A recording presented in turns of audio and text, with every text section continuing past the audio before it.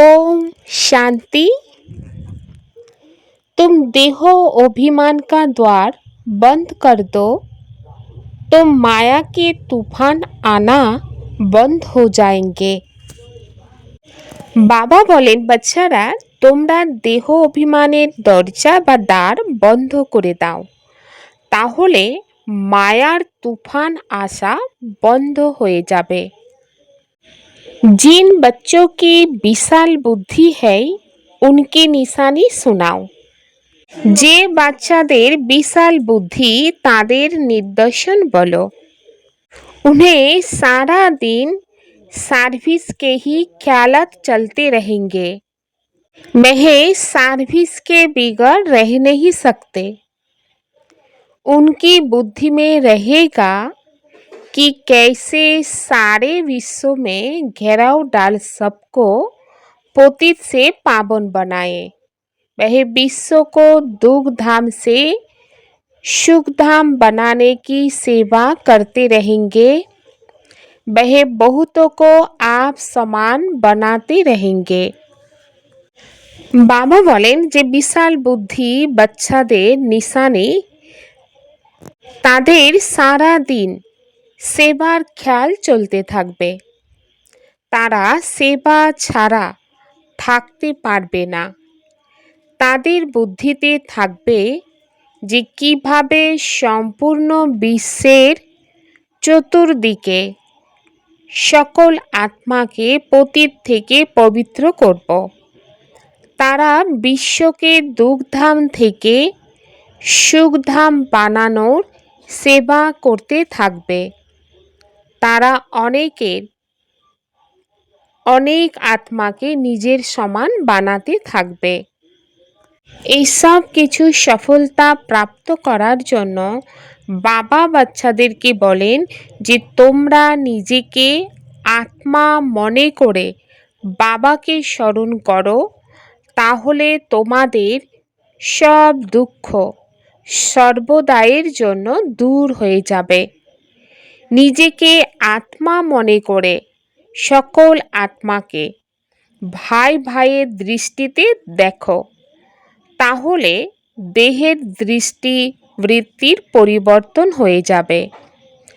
বাবাও অশরীরী, তোমরা আত্মারাও অশরীরী। বাবা আত্মাদের দেখেন। আত্মারা সবাই অকাল সিংহাসনে বিরাজিত। তোমরা আত্মারা ভাই ভাইয়ের দৃষ্টিতে দেখো, এতে বড় পরিশ্রম আছে। দেহ বোধে আসলেই কি হবে? মায়ার তুফান আসবে। এই দেহ অভিমানের দরজা বন্ধ করে দিতে হবে, তাহলে মায়ার তুফান আসা বন্ধ হয়ে যাবে। এর জন্য বাবা বলেন, অর্থাৎ দেহের দরজাকে বন্ধ করার জন্য দেহি অভিমানী হওয়ার শিক্ষা বাবা সম্পূর্ণ কল্পেই এই পুরুষোত্তম সঙ্গম যুগেই বাচ্চাদের দিয়ে থাকেন। बच्चे, तुम जानते हो अभी हम नर्क का किनारा छोड़ आगे जा रहे हैं। ये पुरुषोत्तम संगम युग बिल्कुल अलग है बीच का। বাবা বলেন, বাচ্চারা, তোমরা জানো যে এখন আমরা নরক থেকে পৃথক হয়ে এগিয়ে যাচ্ছি। মাঝে এই পুরুষোত্তম সঙ্গম যুগ সম্পূর্ণ আলাদা। তোমাদের নৌকা মাঝ সমুদ্রে আছে। তোমরা না সত্যযুগী না কলিযুগী। তাহলে বাচ্চারা কোন যুগে?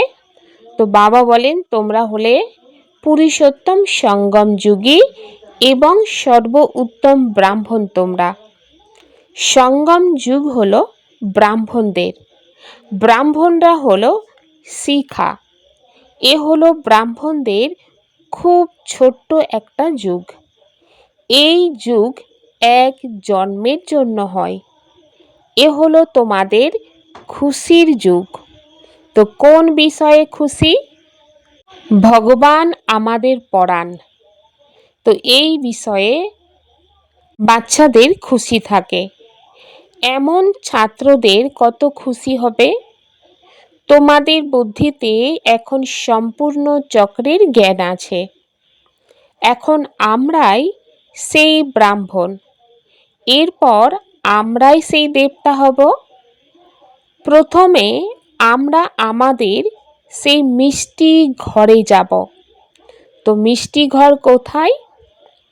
এই পৃথিবীর অনেক ওপরে, যেখানে চন্দ্র, সূর্য, গ্রহ, তারার আলো পর্যন্ত পৌঁছায় না, যাকে পরম ধাম বা নির্বাণ ধাম বলা হয়েছে, বা শান্তিধাম। তারপর নূতন দুনিয়াতে আসব, অর্থাৎ সত্য যুগে। আমরা ব্রাহ্মণরাই হলাম সদর্শন চক্রধারী, অর্থাৎ এই সঙ্গম যুগে নিজেকে দর্শন করা চক্রকে ধারণ করতে হবে।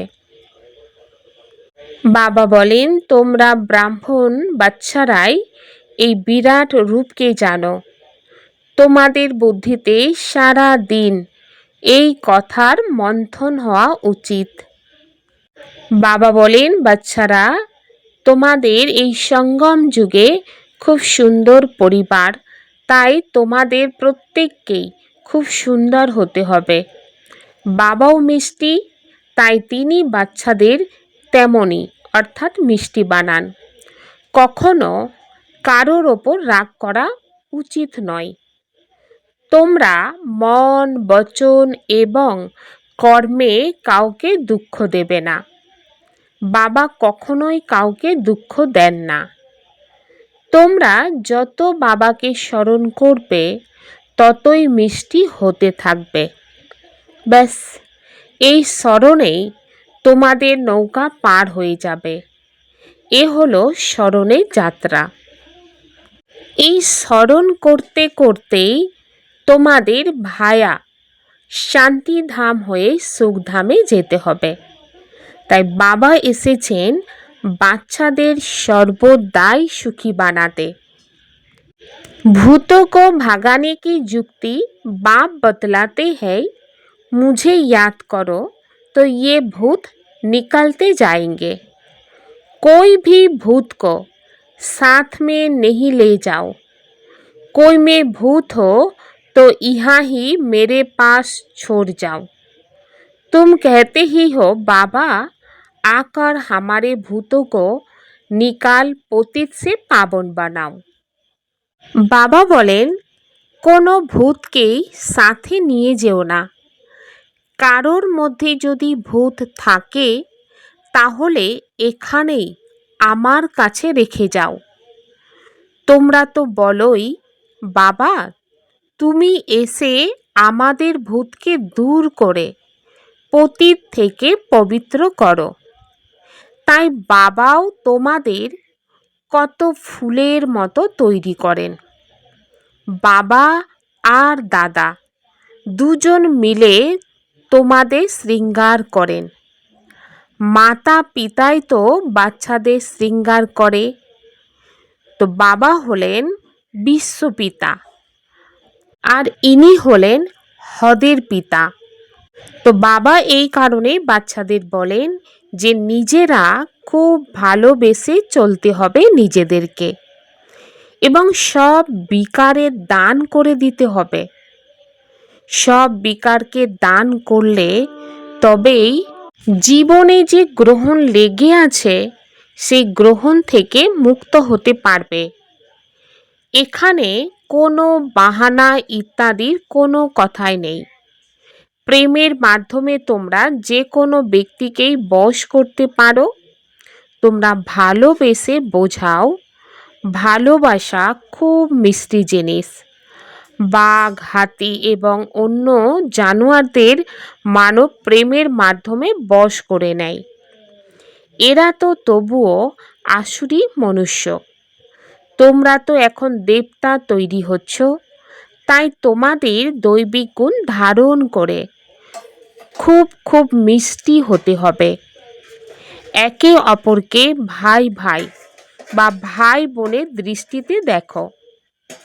আত্মা অন্য আত্মাকে কখনোই দুঃখ দিতে পারে না। বাবা বলেন, মিষ্টি বাচ্চারা, আমি তোমাদের স্বর্গের রাজ্য ভাগ্য দিতে এসেছি। এখন তোমরা যা চাও তাই আমার কাছ থেকে নাও। আমি তো তোমাদের বিশ্বের মালিক ডবল মুকুটধারী বানাতে এসেছি, কিন্তু পরিশ্রম তোমাদেরই করতে হবে। मैं किस पर ताज नहीं रखूंगा, तुमको अपने पुरुषार्थ से ही। बाप पुरुषार्थ की युक्ति बताते हैं कि ऐसे ऐसे विश्व का मालिक डबल सिरताज अपने को बना सकते हो। पढ़ाई पर पूरा ध्यान दो, कभी भी पढ़ाई को ना छोड़ो। कोई भी कारण से रूठ कर पढ़ाई को छोड़ दिया तो बहुत बहुत घाटा पड़ जाएगा। বাবা পুরুষার্থের যুক্তি বলে দেন, এইভাবে নিজেকে বিশ্বের মালিক ডবল মুকুটধারী করতে পারো। তোমরা পড়ার প্রতি সম্পূর্ণ মনোযোগ দাও, কারণ বাবা কারোর মাথায় মুকুট রাখে না। বাবা বলেন, বাচ্চারা, পুরুষার্থ করে রাজতিলক নিজেদেরই দিতে হবে। আর কখনো পড়া ছেড়ে দিও না। কোনো কারণে অসন্তুষ্ট হয়ে যদি পড়া ছেড়ে দাও তাহলে অনেক ক্ষতি করে ফেলবে। তোমরা ক্ষতি আর লাভকে দেখতে থাকো। তোমরা ঈশ্বরীয় বিশ্ববিদ্যালয়ের ছাত্র, ঈশ্বর বাবার কাছে পড়ছো। এই পড়া পড়ে তোমরা পূজ্য দেবী দেবতা তৈরি হচ্ছ। তাই এমন স্টুডেন্টদের রেগুলার হওয়া চাই। স্টুডেন্ট লাইফ হলো সব থেকে ভালো। যত পড়বে, পড়াবে আর চরিত্রে শোধন করবে, ততই ভালো হতে পারবে। বাবা বলেন, বাচ্চারা, এখন তোমাদের রিটার্ন জার্নি। সত্যযুগ থেকে ত্রেতা, দাপর এবং কলিযুগ পর্যন্ত তোমরা যেমন নিচে নেমে এসেছ, এখন তোমাদের আয়রন এজ থেকে ওপরে গোল্ডেন এজে যেতে হবে। যখন সিলভার এজ পর্যন্ত পৌঁছে যাবে, তখন এই কর্ম ইন্দ্রিয়ের চঞ্চলতা সমাপ্ত হয়ে যাবে। তাই যত বাবাকে স্মরণ করবে, ততই তোমাদের থেকে রজতমর জং দূর হতে থাকবে। আর যতই জং দূর হতে থাকবে, ততই চুম্বকরূপী বাবার প্রতি আকর্ষণ বাড়তে থাকবে। আকর্ষণ বাড়ে না, অর্থাৎ জং এখনও লেগে আছে। এই জং যখন একদম দূর হয়ে প্রকৃত সোনা হয়ে যাবে, সেই হলো अंतिम कर्मातीत अवस्था। तुम्हें गृहस्थ व्यवहार में पवित्री में रहते भी कमल पुष्प समान बनना है। बाप कहते हैं, मीठे बच्चे, घर गृहस्थ को भी संभालो, शरीर निर्वाह अर्थ काम काज भी करो, साथ साथ ये पढ़ाई भी पढ़ते रहो। বাবা বলেন, তোমাদের গৃহস্থ জীবনে পবিত্রী মার্গের থেকেও কমল পুষ্প সমান হতে হবে। বাবা বলেন, মিষ্টি বাচ্চারা, তোমরা ঘর গৃহস্থের দেখাশোনা করো, শরীর নির্বাহের কাজে কাজকর্মও করো, এর সাথে সাথে এই পড়াও পড়তে থাকো। এমন গায়ন আছে যে, হাতে কাজ আর মুখে নাম। কাজকর্ম করতে করতে এক প্রিয়তম বাবাকে স্মরণ করতে হবে।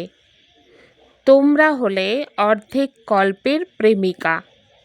অগাধ ভক্তিতেও দেখো যে কৃষ্ণ ইত্যাদিদের কত প্রেমের সঙ্গে স্মরণ করে। সে হলো অতি ভক্তি, অর্থাৎ অগাধ ভক্তি। সেখানে কৃষ্ণের অটল ভক্তি থাকে, কিন্তু এতে কেউ মুক্তি পায় না। আর এ হলো নিরন্তর স্মরণের জ্ঞান। বাবা বলেন, যে আমি হলাম পতিত পাবন, তোমরা আমাকে স্মরণ করো, তাহলে তোমাদের পাপ নাশ হয়ে যাবে। কিন্তু মায়াও অনেক শক্তিশালী, সে কাউকেই ছাড়ে না। মায়ার কাছে বারবার হেরে গেলে তো মাথা নত করে প্রায়শ্চিত্ত করা উচিত। বাবা তার মিষ্টি বাচ্চাদের শ্রেষ্ঠ হওয়ার জন্য শ্রেষ্ঠ মত দান করেন। বাবা যখন দেখেন যে বাচ্চারা এত পরিশ্রম করে না, তখন বাবার দয়া হয়। এই অভ্যাস যদি সবাই না করে, তাহলে অনেক সাজা ভোগ করতে হবে, আর কল্পে কল্পে পয়সার পদ পেতে থাকবে। मूल बात, मीठे बच्चों को बाप समझाते, देही अभिमानी बनो, देहो सहित देह के सभी संबंध को भूल माँ मेकम याद करो। पावन भी जरूर बनना है। कुमारी जब पवित्र है तो सब उनको माथा टेकते हैं। মূল বিষয় হলো মিষ্টি বাচ্চাদের বাবা বোঝান যে তোমরা দেহি অভিমানী হও, দেহ সহ দেহের সব সম্বন্ধ ভুলে আমাকে স্মরণ করো। তোমাদের অবশ্যই পবিত্র হতে হবে। কুমারীরা যখন পবিত্র থাকে, তখন সবাই তাদের সামনে মাথা নত করে। বিয়ে করলে তখন পূজারী হয়ে যায়, তখন সকলের সামনে মাথা নত করতে হয়। কন্যা যখন তার গৃহে থাকে, তখন এত বেশি সম্বন্ধ থাকে না। বিয়ের পরে দেহের সম্বন্ধও বৃদ্ধি পায়। তারপর পতি এবং বাচ্চাদের প্রতিও মোহ বৃদ্ধি পায়। শ্বশুর শাশুড়ি সবার স্মরণে আসতে থাকবে। প্রথমে তো কেবলমাত্র মা বাবার প্রতি মোহ থাকে। এখানে তো ওই সব সম্বন্ধ ভুলতে হয়, কেননা এই এক তো তোমাদের প্রকৃত মাতা পিতা, তাই না? আর এ হলো ঈশ্বরীয় সম্বন্ধ। এমন গায়া হয় যে তমেব মাতা চ পিতা তমেব মাতা। তো পিতা তো তোমাদের বিশ্বের মালিক বানান। তাই বাবা বলেন, আমি এই অসীম জগতের পিতাকে তোমরা নিরন্তর স্মরণ করো, আর কোনো দেহধারীর প্রতি তোমরা মমত্ব রেখো না। স্ত্রী তার কলিযুগী স্বামীর কথা কত স্মরণে থাকে, সে তো গর্তে ফেলে দেয়। এই অসীম জগতের পিতা তো তোমাদের স্বর্গে নিয়ে যায়। তোমরা এমন মিষ্টি বাবাকে খুব প্রেমের সঙ্গে স্মরণ করতে এবং সুদর্শন চক্র ঘোরাতে থাকো। এই স্মরণেই বলে তোমাদের আত্মা কাঞ্চন হয়ে স্বর্গের মালিক হয়ে যাবে। তো স্বর্গের নাম শুনলেই মন খুশি হয়ে যায়। যারা নিরন্তর স্মরণ করবে আর অন্যদের করাতে থাকবে, তারাই উচ্চপদ প্রাপ্ত করবে। এই পুরুষার্থ করতে করতে অন্তিমে তোমাদের সেই অবস্থা তৈরি হবে। এই দুনিয়া তো পুরানো দেহ, পুরানো সহ দেহের সকল সম্বন্ধ পুরানো।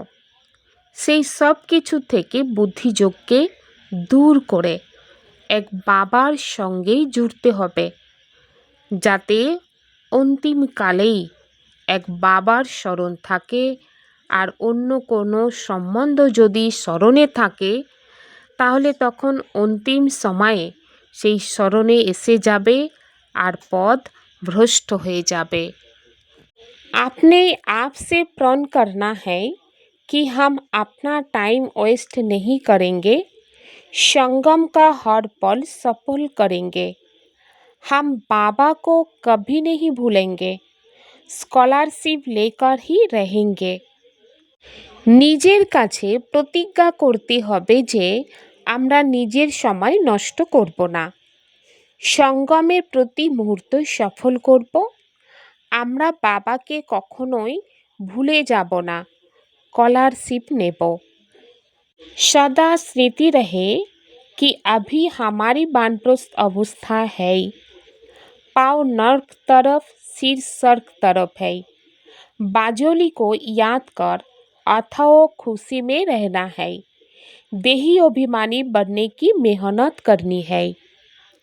সর্বদাই যেন স্মৃতিতে থাকে যে এখন আমাদের বানপ্রস্থ অবস্থা, আমাদের পা নরকের দিকে আর মাথা স্বর্গের দিকে। ডিগবাজি খেলাকে স্মরণ করে আমাদের অপার খুশিতে থাকতে হবে, দেহ অভিমানী হওয়ার পরিশ্রম করতে হবে। अपने सर्वश्रेष्ठ पोजीशन की खुमारी द्वारा अनेक आत्माओं का कल्याण करने वाले अथॉरिटी स्वरूप भव। নিজের সর্বশ্রেষ্ঠ পজিশনের নেশায় বিভোর থাকা অনেক আত্মার কল্যাণকারী অথরিটি স্বরূপ হও। আমরা অলমাইটি অথরিটির সন্তান, এটি হলো সর্বশ্রেষ্ঠ পজিশন। এই পজিশনের নেশায় থাকলে মায়ার অধীনতা সমাপ্ত হয়ে যাবে। এই অথরিটির স্বরূপ ধারণ করলে যে কোনো আত্মার কল্যাণ করতে পারবে। যারা সর্বদাই এই নেশায় থাকে তারা সদা কালের জন্য রাজ্য ভাগ্য প্রাপ্ত করে। এই অথরিটি সদা বজায় রাখলে বিশ্ব তোমাদের সামনে নত হবে, তোমরা কারোর সামনে নত হতেই পারো না। करबनहार बाप की स्मृति से मैपन को समाप्त करो। करबनहार बाबा स्मृतिर माध्यमे आमित्वबोधके समाप्त करो। ओम शांति।